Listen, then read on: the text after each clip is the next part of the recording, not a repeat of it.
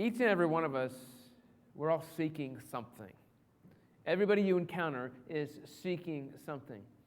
And we're seeking fulfillment, we're seeking satisfaction, we're seeking joy, we're seeking all these things. And we can fill the blank of what are you seeking? And I ask in a non-rhetorical way, what are you seeking? I hope that you consider that. I hope you consider, what am I seeking? And because seeking is something we do in life. In fact, we're taught at a young age to seek. We have a game about it, hide and seek. That one or multiple people hide and one or multiple people try to find those who have hidden. And it can be fun, it can have good memories, but it teaches us that we are all seeking something. Now, part of what we're going to talk about today is this concept of the kingdom of heaven.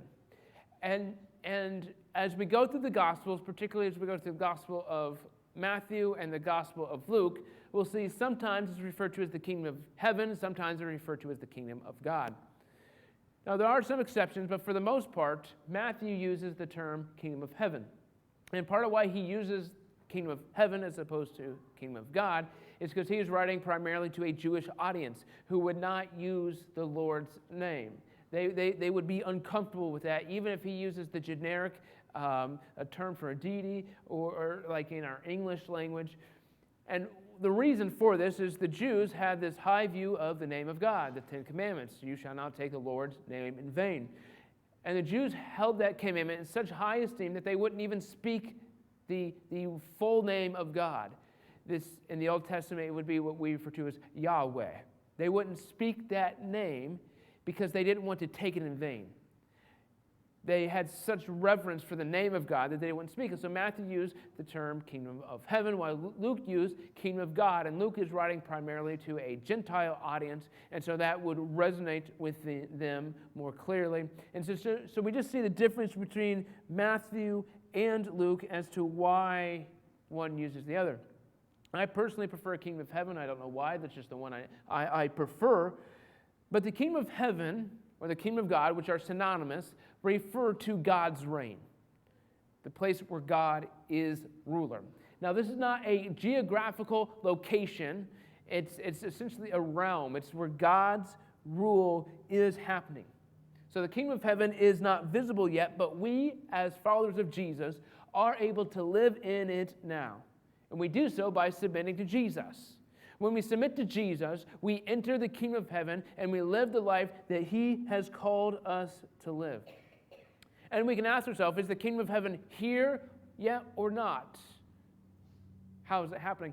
But in Matthew chapter 12, verse 28, Jesus says, "But if I am casting out demons by the Spirit of God, then the kingdom of heaven has arrived among us."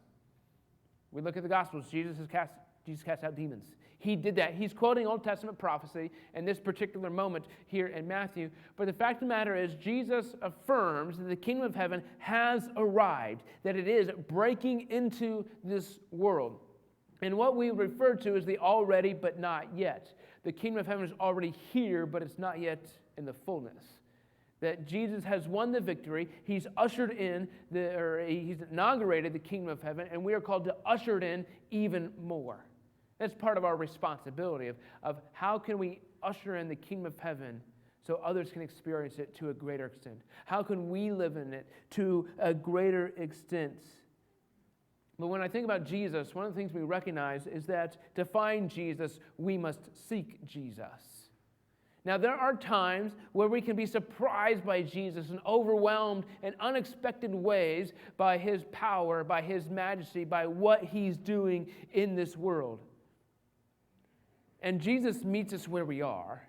He reveals himself to us. But when we think about finding Jesus, we recognize we have to take action to find Jesus. We have to go to him. He makes it possible for us, but we need to seek him. And many times throughout the Gospels, Jesus gives us insights into what the kingdom of heaven is like. And in Matthew chapter 13, verse 45 and 46, he says, "The kingdom of heaven is like a merchant on the lookout for choice pearls. When he found one, he sold everything he had and bought it." In just those two verses. Jesus gives us insight into what the kingdom of heaven is like. Now, he starts talking about a merchant and somebody who's selling things and buying things. And as I said, we're all seeking something. Sometimes we can't find it, though, right? And how we respond to not being able to find something can speak to our personality, and sometimes in an anecdotal way. The two main things that come to mind is if you can't find your way to the location you're driving to, or you can't find something in the store. Now, with smartphones today, directions aren't as big a deal as they used to be. Many of us remember we had to stop and ask for directions. Stop at a gas station, see if they had a map. Right? What's a map today? But some of you remember the pride that you took of, I'll find it on my own. I'll keep driving for 35 minutes as opposed to a 12-second conversation to figure out where I'm supposed to go. Or maybe you're in a store, and now there are some stores that their workers are really stealthy. They're really good at not being visible. But when I'm at a store, if I don't know where it is, if I find somebody that works there, I ask for it because I don't enjoy just being at the store.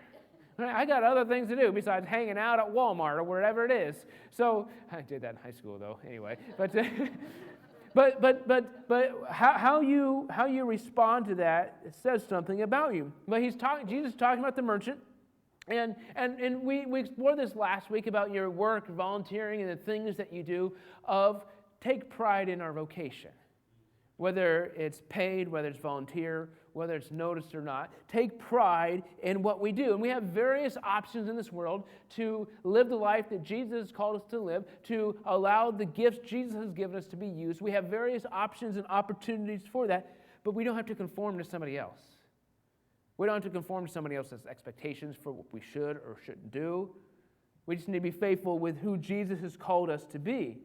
So we explore our gifts, we explore our passions, we see, Jesus, how have you gifted me? How have you given me passions? How can I use these for your purposes? But we come back to the fact that all are called to work. And make sure we never miss that even though it can be hard, even though it can be difficult, we're all called to work. We're not called to be couch potatoes. Colossians chapter 3, verse 23. Work willingly at whatever you do as though you were working for the Lord rather than for people. And so right away, Jesus is talking about merchants. Now, we don't know anything about the merchants. We don't know if this merchant was actually doing things that honored God. It's a fictional illustration for Jesus to give us insights into what the kingdom of God is like. But the reality is you can encounter God wherever you go. You can encounter God wherever you work, wherever you play, wherever you live. You can encounter God there. So this may be a fictional story, but this merchant was looking for something for his business, and he found it. And Jesus is saying that regardless of what you're doing, you can find Jesus. You can find Jesus in everyday, mundane things in life, but we have to be looking for him. To find Jesus, we have to seek Jesus. It's not going to happen by accident. But when we think of the merchants and our jobs, whether they're paid or volunteer, finding the right job can be difficult. Some of you are retired and glad I don't have to go through that work anymore. Right? Some of you maybe are in a wonderful job situation. You're like, man, I am never going to leave this. Some of you are in situations where you say, if I can just grind it out for a little bit longer, it's going to be better in the long run. Some of you are looking for something right now. Some of you are confused. Some of you don't know what to do. But there's so many factors in what makes a job good. I mean, probably when you're talking about a paid job, the pay, right? I mean, let's get that out of the way. You're not working for nothing when you got bills to pay. But you can think of things like the flexibility that you have with your schedule or the opportunities you have to grow as an individual, whether we're talking about professional or personal, or the culture, the other people you work with. Those are all factors that get into, well, is this a good job or not? And those are real life questions that we have to ask. And there's benefits and there's risk with all of those types of things. But this comes back to the fact that we're searching for something. Searching for fulfillment, we're searching for satisfaction. And sometimes we're searching for things that are good, but they're misplaced. But as Jesus is talking about the merchant is looking for the pearl. He's looking for a pearl of great value, a choice pearl. And so that made me think of what makes a pearl valuable. I know that pearls have some type of value, but I looked into what are the things that determine the value of a pearl. And I found there are 7 things. There's 7 things that impact the pearl value. And the first one is luster. And luster is the intensity or sharpness of the reflection on the pearl's surface. So that when you look at the pearl, the sharpness of the reflection, the sharper the reflection, the more valuable the pearl. That if it's cloudy or unclear, then the pearl is not as valuable. The next one is size. Well, this one's kind of a no-brainer. The bigger the pearl, the more expensive it is. And to an extent, there's different factors that might play into that, but in general, the bigger the pearl, the more value that it has. The next one is shape, and this is about a pearl that is perfectly round, the roundness of the pearl. And what they are looking for is a pearl that has less than a 2% difference in the diameter. So every place around the pearl, the diameter has to be within 2% of itself. And so but the more round it is, the more perfectly round, the more expensive in value that it has. The other one is color, and there are all sorts of colors that pearls can naturally occur. There's white, cream, pink, yellow, green, blue, and black. And while some colors are a little bit more valuable than others, for the most part, it's a personal preference, depending upon how the pearl is used. But the biggest thing is that the color of the pearl is natural. That if the pearl is unnaturally dyed somehow, then the value goes way down. The next is the surface, and this is somewhat similar to the shape, but the surface is about the imperfections on it. Because if you magnify a pearl so much, you'll see that there are ridges, there's bumps, there's cuts, there's pits, there's spots, there's wrinkles, there's blemishes. And the more perfect it is, the more valuable it has. And that makes sense. That if it has a lot of imperfections, then it would lose its value. The sixth thing is the nacre quality. Now, nacre is the actual compound that covers that the pearl, or the oyster uses to make the pearl.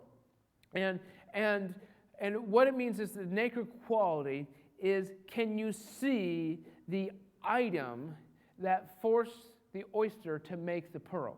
Because what happens when something enters the shell, the oyster covers that something, that invader, with nacre, and it begins to forming the pearl. But if you can see that original object, the pearl's value goes way down. Now, what's interesting is this rarely happens in natural pearls, naturally formed pearls. This rarely happens. And partially it's because naturally formed pearls, the invader, this object that forced the oyster to make the pearl in the first place, is really, really small. Now, when they are trying to cultivate pearls, they put objects into the oyster shell, forcing it to make the pearl, but they have to have the objects bigger so that it forces the oyster to do it. So there's a greater likelihood that the oyster will actually make a pearl. And so it won't fall out naturally or accidentally. And so you can see more often from natural cultivated pearls than with natural pearls, the nuclei, the thing that began it. And so if you can't see it, that means it's greater value, or the difficulty in seeing it increases the value. And the seventh thing is can this pearl be matched with something else? Now, there are exceptions, but for the most part, pearls don't stand alone. I know you can have a pearl pendant or something like that, or earrings that are pretty far from each other. But for the most part, pearls go together with something else. And so you have multiple pearls, and if the pearls can be paired with other pearls, that increases the value because people will buy that. If it's an awkward pearl, if it's a misfit, nobody's going to buy that. So that influences the value of the specific pearl. But as we're seeking something, the merchant was seeking a choice pearl. And he found it. He found something of value. Now, value is relative, and we recognize that. It's relative in so many different things, but a primary place we can see relative value is in the real estate markets, where they say the value is based on location, location, location. A house in this place is different than a house in this place. A house in the city costs different than a house in a rural community. And they vary from one state to another. You do a quick search on those real estate apps, and you can see one state to another that houses' prices are different. Now the material to actually compose the structures on those properties are probably relatively similar. They can be more expensive in other places, but in general, it's the value of the property that you're paying for because it's the location. Now, we don't do it as much as we used to. You can move a house. Most houses you can pick up off its foundation and move it, but you can't pick up the piece of property and move the piece of property. Where that piece of property is where it's always going to be. Now, you can move the dirt, but the piece of property is still there. So it's location that influences the value. And so we're searching something. We're searching for something, and the pearl has value. But when you think of the fact of the pearl didn't always have value, the thing that began the pearl was not necessarily a good thing. And I love thinking about all the process that goes involved for an oyster to make a pearl. And I'm reminded of the fact that the oyster didn't like that thing. The oyster would prefer that thing did not come in the first place, that this piece of sand, that this rock, that this parasite, this whatever, this foreign invader came into the oyster shell and it disrupted it. Because the oysters worked really hard to make a perfect situation for itself. The inner lining of the shell is the same material that forms the pearl, and so it's smooth, it's comfortable, it's safe, it's balanced, and the oyster is happy. But this object comes in and disrupts the balance. And the oyster is forced to deal with the problem. It's forced to deal with this foreign threat. Now we recognize not every speck of sand that gets into an oyster shell actually forms a pearl. Right? It's not like the oyster is paranoid going around what happens if a piece of sand gets in here. Like there are natural ways for that sand to get out, but sometimes that thing sticks and the oyster must deal with it. And so what it does is it saturates that threat with this compound called nacre. And it saturates it with more nacre, and eventually it hardens, and then saturates with more nacre, and it hardens and saturates with more nacre, making it more and more smooth. That is its response to this foreign invader, to saturate it with nacre. And the pearl, this object turns into a pearl, and it grows and grows and grows. So its intent, the oyster's objective, is to restore the balance within the shell of how do we make this object no longer a threat. And so it transforms it into the same material that is the inner lining of the shell and creates this perfect balance. So this merchant finds a pearl, finds this pearl of great value, this choice pearl, and he sells everything he can to buy this pearl. Now, it wasn't a frivolous move. And I'm not saying go out and buy a pearl. That's not the point. It wasn't an impulse move. He was on the lookout for this. He was searching and seeking for a pearl of value. And so it was not a frivolous or an emotional decision. It was an investment in the future. And sometimes I think we can be cautious to have this same mentality with Jesus. We don't want to get caught up in the emotions. We want to make sure that it's not something that we do on a whim. But Jesus is an investment in our future. Not something far distant, but now. He's talking about the kingdom of heaven that has already broken into this world, that he has inaugurated it, and he invites us to come join him in this kingdom and to usher it in. But he said, in order to find me, you got to seek me. In order to find the kingdom of heaven, you got to seek it. But I think the primary thing we seek is fulfillment, satisfaction, purpose. Those are some of the main things that we seek. And a lot of times when we find disappointment in life, we blame someone else. And if you're married, the default person you blame is your spouse. It is. Now maybe you're better than everybody else. But the fact of the matter is that it's a default thing. We try to blame somebody else, and our spouse is the closest person, and that's who we blame. And I came across this concept. It was by Pastor Craig Groeschel, that if you have a Bible app on your phone, it's probably his church, that the U version is his church that produces it. But when he leads couples through premarital counseling, he goes through the normal stuff about, well, do you love each other? Do you see your life together? Do you have these things figured out? Have you had these conversations? But there's one question he started asking that can transform our way of thinking. And the question he asks is, can I serve Jesus better with this person? Because your marriage relationship is not about being happy. It's not about having your desires met or your needs met.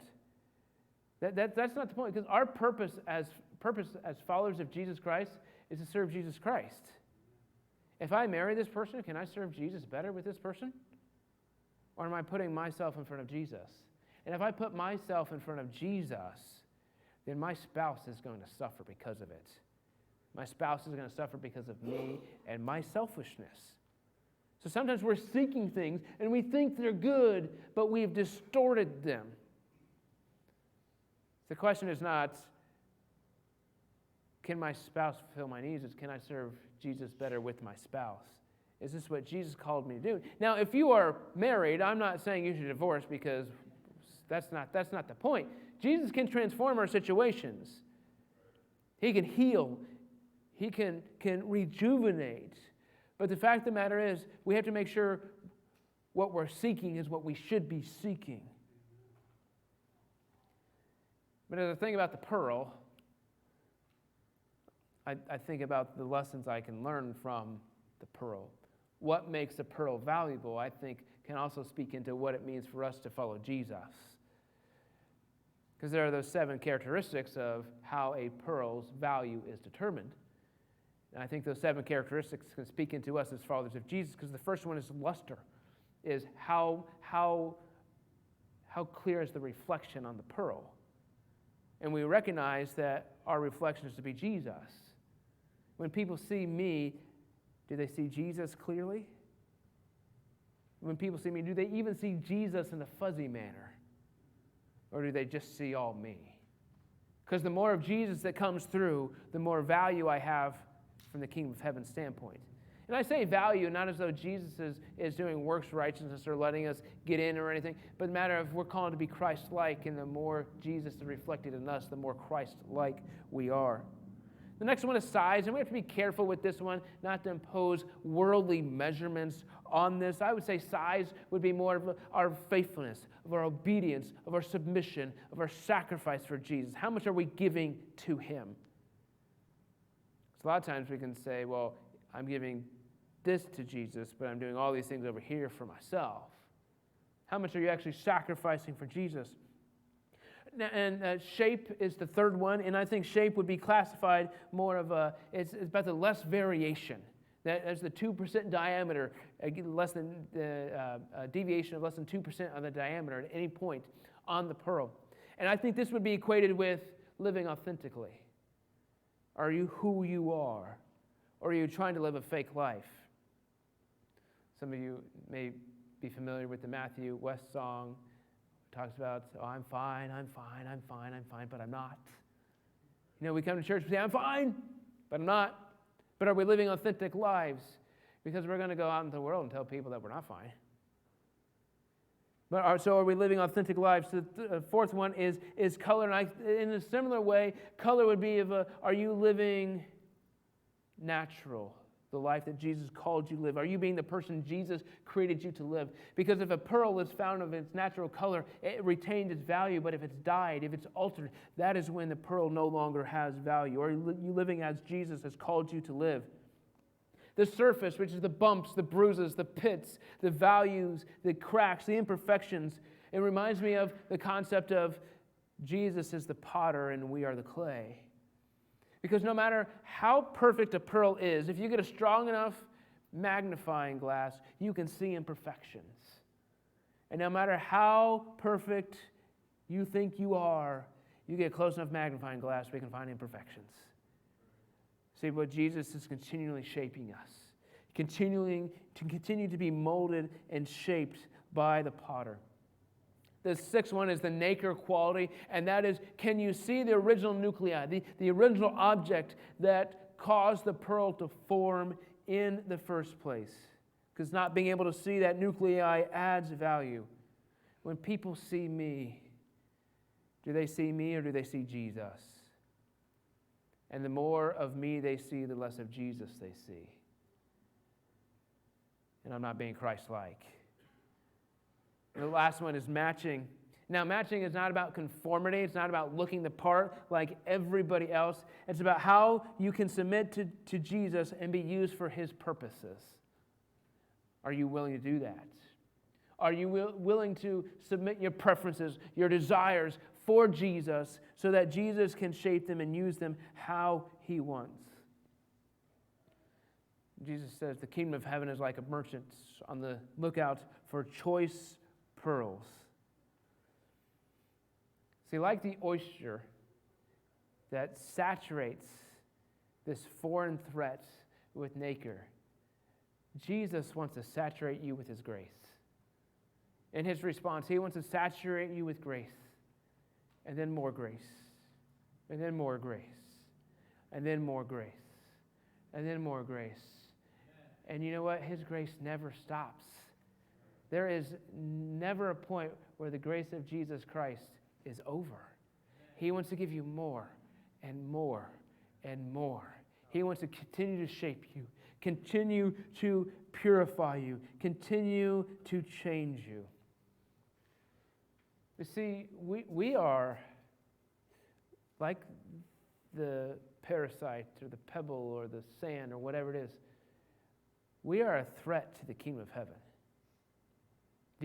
That foreign invader is a threat to the oyster, threatening to disrupt the perfect balance within the oyster. And so there are really three things that typically happen when a foreign threat enters the shell.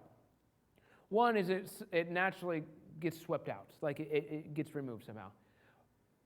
Two is that the oyster turns it into a pearl and shapes it and transforms it so it's not a threat anymore. Three is that this foreign threat causes problems, can be infection, can be irritation, could eventually lead to killing the oyster. It could. Now, fortunately, with the kingdom of heaven, I can't, I'm a threat to the kingdom of heaven, but I can't do anything to disrupt the kingdom of heaven. When I say I'm a threat, it's not that Jesus is threatened by me, but I'm against the kingdom of heaven. See, when I enter this perfect balance, that is the kingdom of heaven, I have two options. I can either be thrown out or I can be transformed. Those are the two options. I can't stay in the kingdom of heaven and remain the same. It just doesn't work. And there's nothing I can do, like the foreign threat can actually cause problems for the oyster. I can't cause problems for Jesus. Praise the Lord that I can't do that. Because you know what? We're imperfect. We have problems. We have imperfections that we go through. We can't do that, but I can't enter the kingdom of heaven and stay the same. But what Jesus wants to do is cover us with more grace and more grace and more grace. So we are no longer a threat, but that we are now part of the perfect balance that is the kingdom of heaven. That is what he wants to do for you and me. Each and every one of us. But to seek Jesus, to find Jesus, we must seek Jesus. And as I think about what the oyster does to this foreign threat, it makes me consider, how has Jesus changed you? And it's real easy to say, well, 37 years ago, that may be a powerful story. But what is Jesus doing in you right now? What did he do in you last week or last month? Because it's not just about what he did decades ago. It's about Jesus' continual work in your life. And you may recognize this is kind of an expansion on my pastor's report that I gave at the end of June about, are you a pebble or are you a pig? And we'll get into the other side of it next week. But the fact of the matter is, what we need to recognize is that I need to recognize I'm a pebble. I'm a foreign threat, desperate for the saturating grace of Jesus Christ. But you also are a foreign threat, desperate for the saturating grace of Jesus Christ. If I forget that you are desperate for the saturating grace of Jesus Christ, then I can't receive it. We have to recognize we're all on this journey to be transformed into the kingdom of heaven. But one of the things about this illustration, this parable that Jesus gave, he said the kingdom of heaven is like a merchant. The kingdom of heaven is not like a pearl. It's like a merchant on the lookout for choice pearls. Because my mind typically goes to the pearl. Well, the kingdom of heaven is like a pearl. No, it's like a merchant who's looking for a pearl. You know what this means? Is that Jesus is the merchant on the lookout for choice pearls. But none of us are pearls. But Jesus can see the pearl before it forms. Jesus does not see you as a threat. He does not see you as a foreign invader wanting to disrupt the balance of the kingdom of heaven. He sees you as he created you. He sees you as a child of God.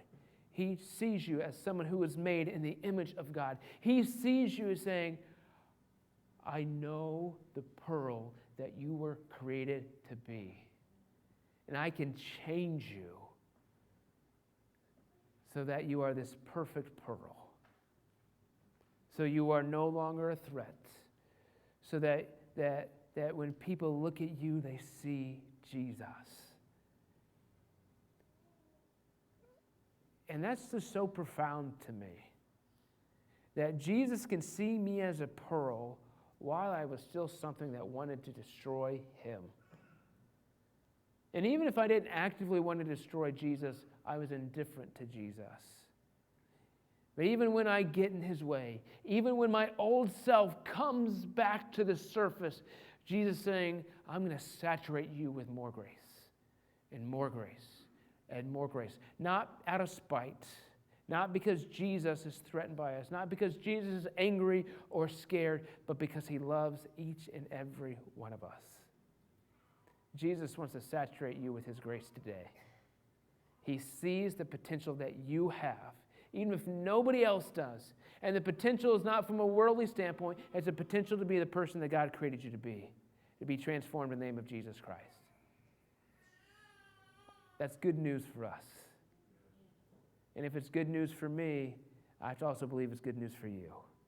And we believe it's good news together, knowing that Jesus wants to transform us.